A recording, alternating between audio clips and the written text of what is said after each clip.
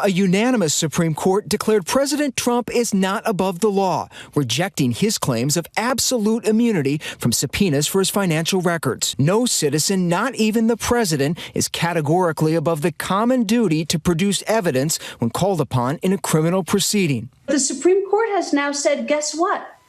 It is constitutionally permissible to investigate a sitting president. What has laid out is one that is clearly achievable by us in the lower court, and we will continue to go down that path. He is tweeting, and he's tweeting a lot. He just fired off a huge thread, and basically, to sum it up, he is complaining that people are going after him in his view, but not going after his political opponents, and says this is prosecutorial misconduct. He says, we catch the other side spying on my campaign, the biggest political crime in history, and nothing happens. And then he talks about his achievements so far in office. Joe Biden is leading President Trump in several key battleground states.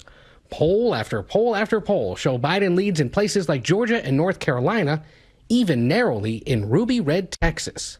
Biden is pulling ahead as voters continue to disapprove of the president's handling of the pandemic. Dr. Anthony Fauci is giving the U.S. poor marks for its response to the crisis. After months of doing nothing other than predicting the virus would disappear, or maybe if you drank bleach, you may be okay, Trump has simply given up. We have to get our schools open and stop this political nonsense. And it's only political nonsense. It's politics.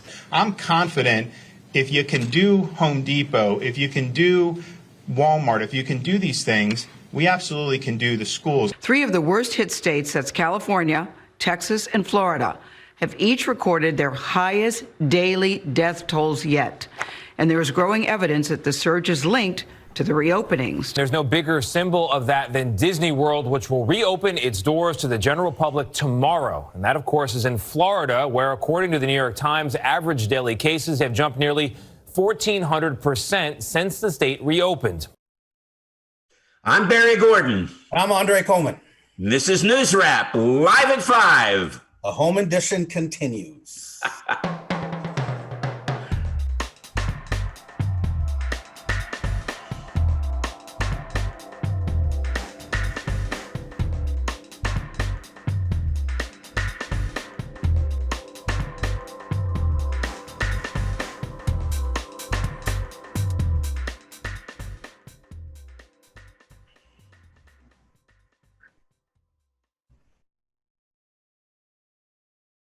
Yeah, it's continuing a little longer than we thought it would. Isn't it, though? Yes, it is. Looks like it's going to keep going at this point. Boy, I don't know. You were saying before we went on the air that there's some hints that we could be in for another stay-at-home?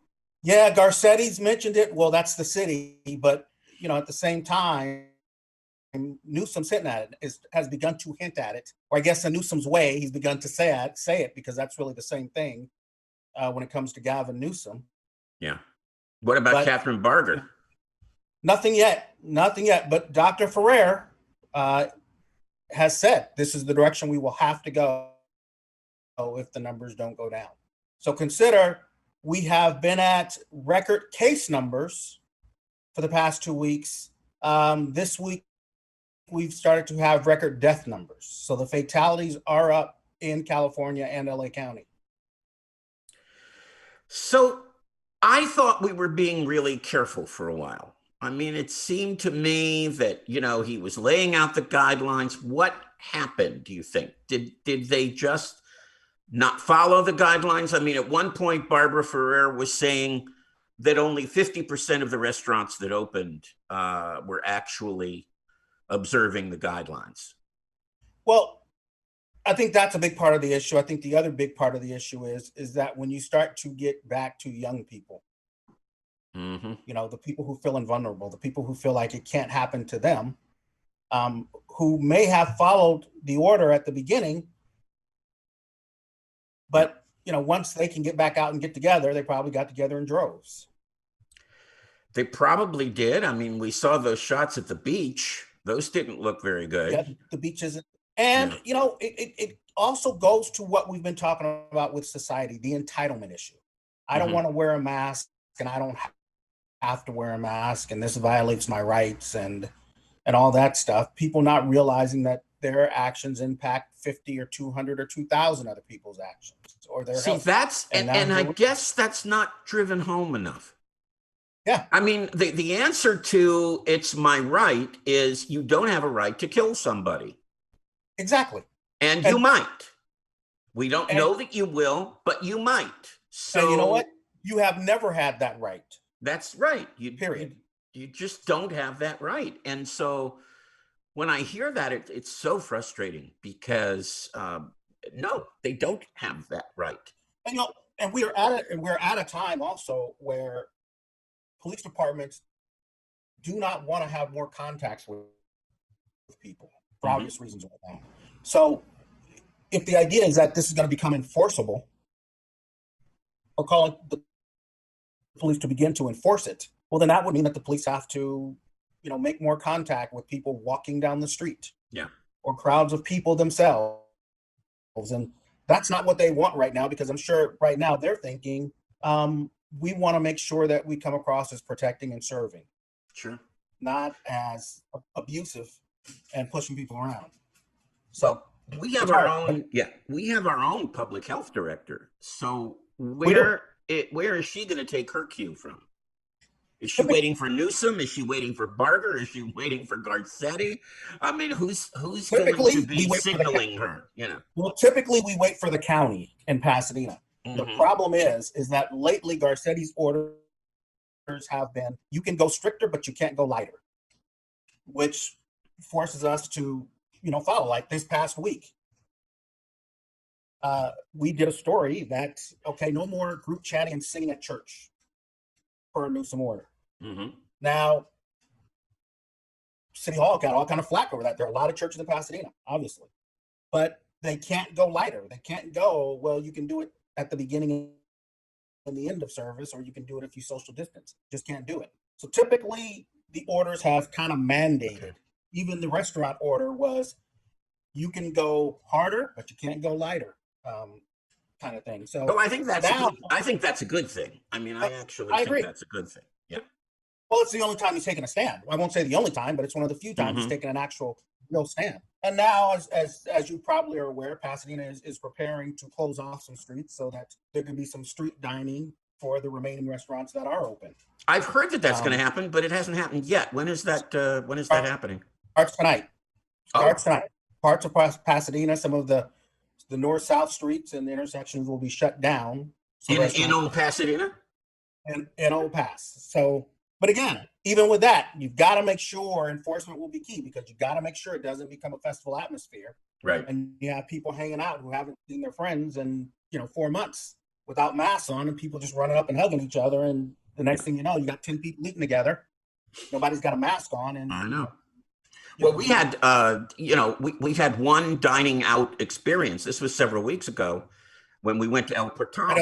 And it was perfect. I mean, everyone was totally isolated. We were even far away from the couple that we went with. So, everyone was very isolated. What's so amazing about El Portal, Abel, who runs it, is that when this started, he was one of the guys who had really looked bad for it financially and that kind of thing. But because he owns that courtyard, and I've been over there now, he is so set up for outdoor dining. Oh, yeah. It's just amazing the experience you can have there and be far away from the other people you come with. Like you said, still have a good time. Everybody's protected and everybody is safe. Exactly. We need more of that. We also have those alleys. So I don't know why they don't use those alleys for outdoor dining, but they haven't yet. I'm waiting to see. Especially in Old Pasadena, there are a lot of alleys that they could use. There's a lot of alley space. That's right. Converted for dining. Yep. I even think maybe they should consider some rooftop dining. Sure it's safe, and put 5 to 10, space them apart. Put some people up there, some heat lamps, and let people enjoy the ambiance and the experience. No, that makes total sense. So we kind of moved into local really fast. I know. I think we're hungry. We're talking basically about food and eating. It's mostly what we're doing right now. By the way, if you want to get into this conversation and, I don't know, talk about your favorite dine-out restaurant or something, what the You could do restaurant should that do- by joining us on Facebook. We'd love to hear from you. And but something else happened that I think is very important on a national level, and that was the what is with John Roberts? Yeah. Whoa! I mean, he went to sleep one night and then woke up as Justice Kennedy, and he just is really comfortable right now sitting with those four liberals, and he has done it over and over and over again. It's amazing. He It did makes it me with wonder. DACA. He did it. Yeah, go ahead. Yeah. Well, it makes me wonder if Roberts would have had to make decisions or rulings during the impeachment. Yeah, it makes What me he wonder would that actually too. done. What? I know. Because the idea was, oh, he'll just stay out of it. But if he had to make decisions or rulings, you now think, wow, he may have come down for the Democrats on a couple of these things. Yeah, which, by the way, should be written into the rules. It should be the judge. Not everything should be a vote by the Senate. I agree. Because it's like having a vote by the jury. Then it's not They a should trial. be sitting there, and the judge should be ruling on any issue of law, any issue of documents. That should be the job of the judge. I agree, because if this is the case, then you might as well just have the majority run the whole show. Yeah. Because that's what it came down to. And it came down to that with Clinton as well. Yeah, same thing. Yeah. Yeah. So I think that, but it really is something. And of course, the one ruling, the 1-7-2 ruling, is a very mixed bag. It seems like a victory for Trump against the House. But when you look at it very carefully, basically, as Nancy Pelosi said, and I guess either she or her staff looked at it very carefully, and basically they kind of laid out a roadmap. Yeah. They said, for now, you can't get them, but if you do A, B, C, and D, you might be able to. I thought the court just kind of ruled, hey, you're asking for something too broad, and if you do this, you can probably get them. If you probably narrow this down some, you can come in and get them. Yeah, and I think in some ways, that exact ruling was the ruling against Trump as well. Yeah. Where they were saying your argument is so big, it's so ridiculous, it's so broad that, we're not going to honor that. No person is above the law. And basically you're arguing, yes, I am. And of course, Barr is arguing that too, which is, that man. I think this has to be, even more than impeachment, this is probably the most troubling time for him. Mm-hmm. Because as we did impeachment, he could still make the argument that, hey, I'm probably going to win re-election and that's going to protect me for another 4. I think he's at a point now where he has to be questioning November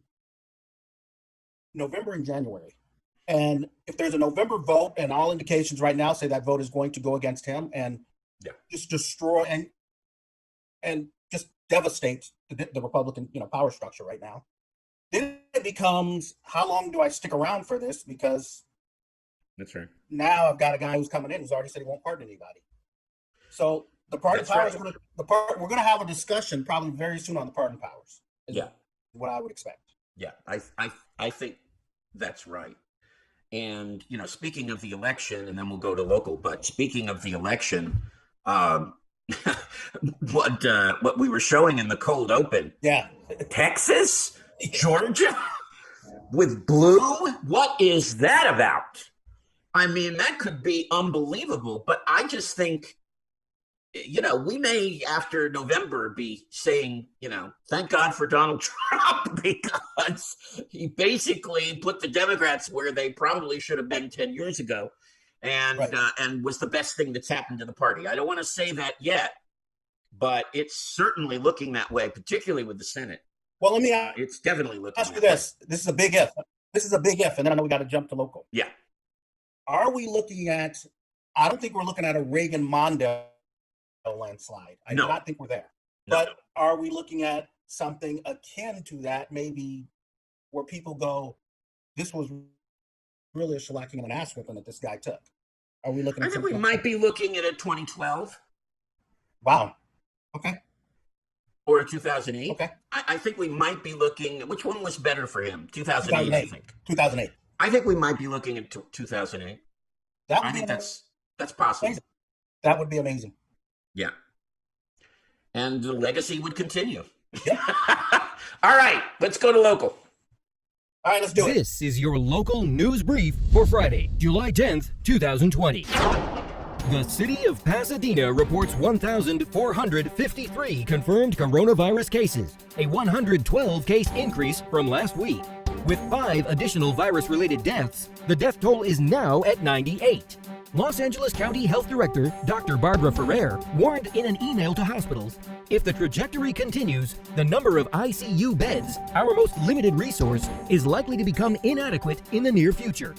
With Pasadena's unemployment rate reaching 16%, homelessness is projected to increase. Ann Miskey, CEO of Union Station Homeless Services, says in a Pasadena Now article, "We're just now starting to see people becoming homeless directly as a result of the loss of jobs from COVID." Pasadena's Emergency Rental Assistance Program will begin accepting applications on July 15th. The program will provide assistance toward rent accumulated during the pandemic.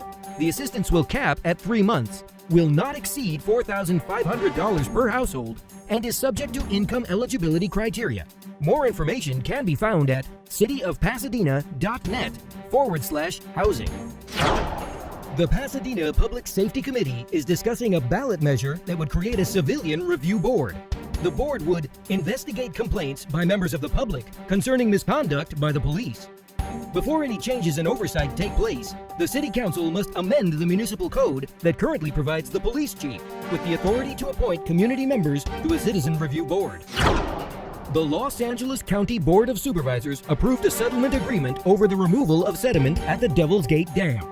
The settlement calls for smaller annual digs to remove sediment buildups rather than larger dispersed digs. Smaller annual digs would limit the sediment removals to no more than 220,000 cubic yards. Tim Brigg, the managing director of the Arroyo Seco Foundation, is quoted in a Pasadena Star News article saying, "The wildlife corridor will suffer less from a smaller removal program." The current 1.7 million cubic yard sediment removal project is exempt and should be completed in about 3 years. Don't forget about the 2020 census. More information can be found at my2020census.gov. So, Dre, yeah, are we going to have a ballot initiative on the Civilian Review Board, do you think? I expect it. I don't know what the model will be. I mean, I think the issue with civilian review boards, and you and I have talked about this before, it still remains not if you should do it, but how do you do it? Right. And locally, we come back to who does that person answer? Who do they answer to? What is the timeline on this? When does it have to be submitted for the ballot? I think August 7th, which is not that far off. I mean, we're about a month out. A little less than a month is what I think I read in the release and in the story that we did. But this is always an interesting question of how this works and how much power does this board get. We are a liberal-leaning progressive city. We're a liberal city that leans very progressive. Right. Is what I call it. And right.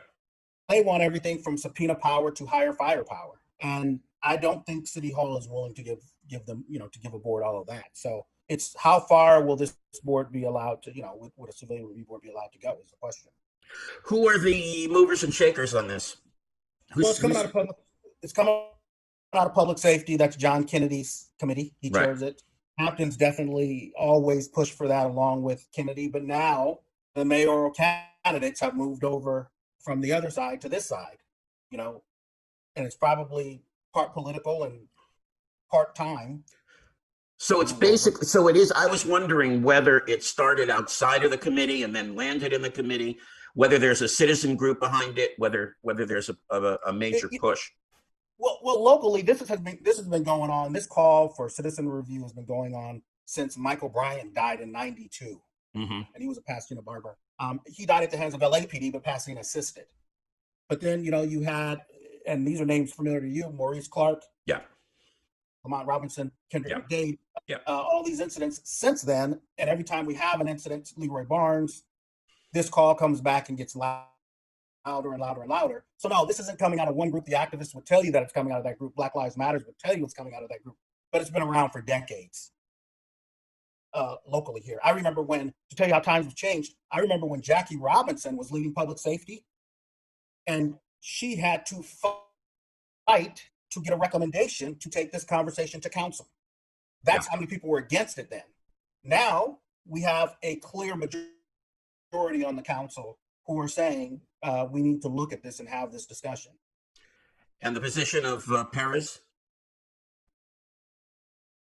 I think, well, I'll tell you this. This is what I think John Perez's position is. He has a civilian review committee. He has public safety committee. And then he has the city manager, his boss.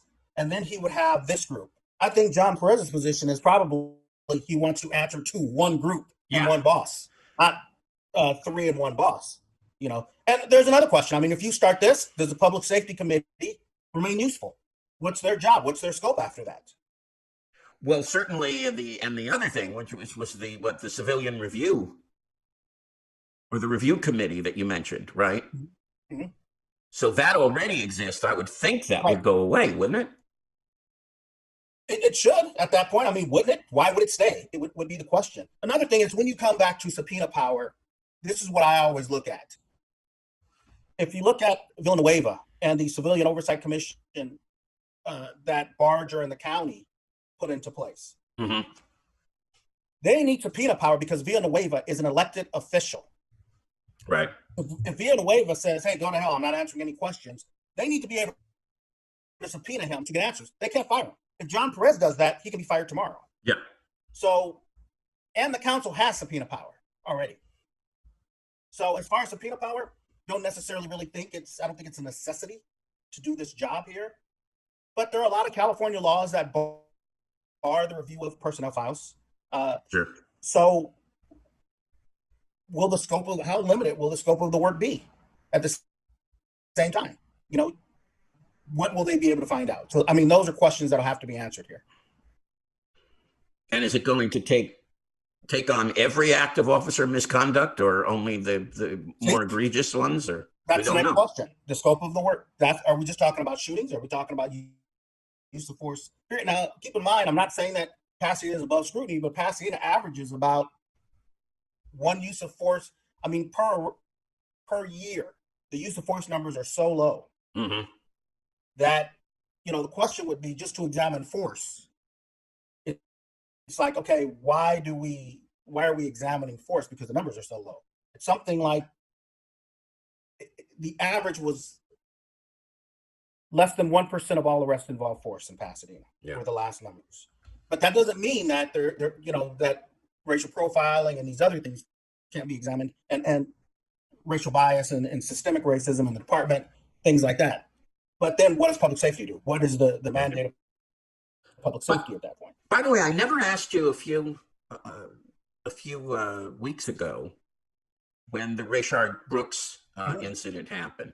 Does our police department have a position, or does our city attorney have a position as to whether a taser is a lethal weapon or not? That's a good question. I don't think they do. I know they still carry, but it's a good. I'll know let's put it this way. I'll find out very soon. You know, I think it's an accurate and fair question to ask. Yeah, because I think that's going to be the main issue in the trial. I agree. I completely agree. Yeah, and you know, in that situation too, if I can just jump on that, my own personal opinion is the need to escalate the contact. You could have easily just driven him home. Right. You know, that's right. I think things just escalated so crazy and just so quickly and so crazy when it's obvious. Okay, this guy at this point is not with where he was when the first officer encountered him. This guy is not a threat. This guy is not trying to commit a crime. Right. And if you keep it on that level, the guy probably gets home okay. I was also kind of jumping back to national a little bit, but I also was listening to Lawrence O'Donnell read the transcript of the George Floyd encounter. And that was the most sickening thing that I think I've ever heard.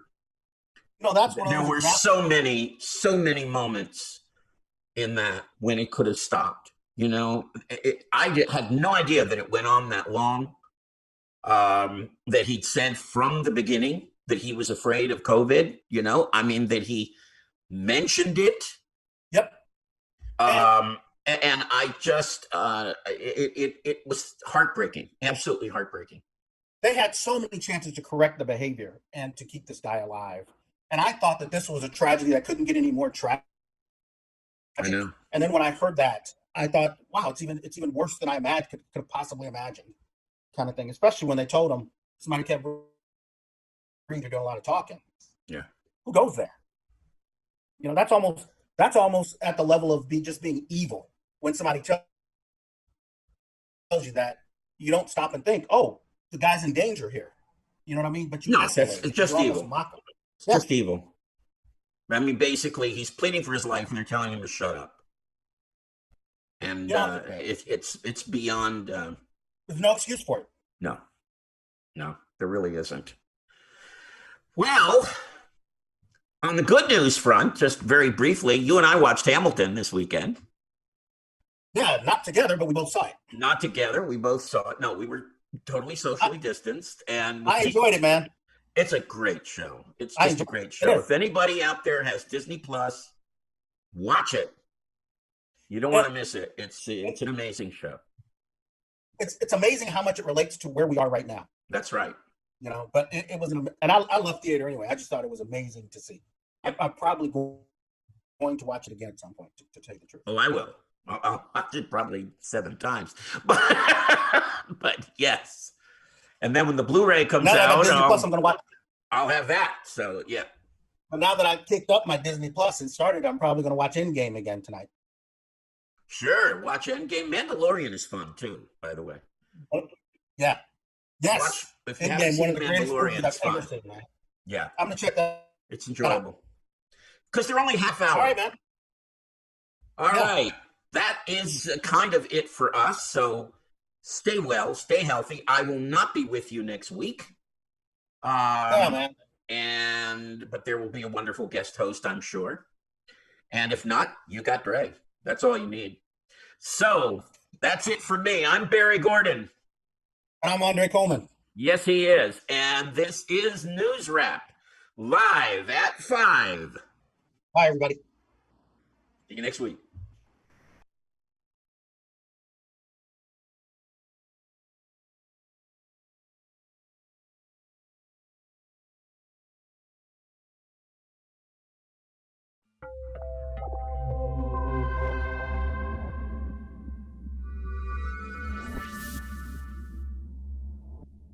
Don't forget about the 2020 census. More information can be found at my2020census.gov.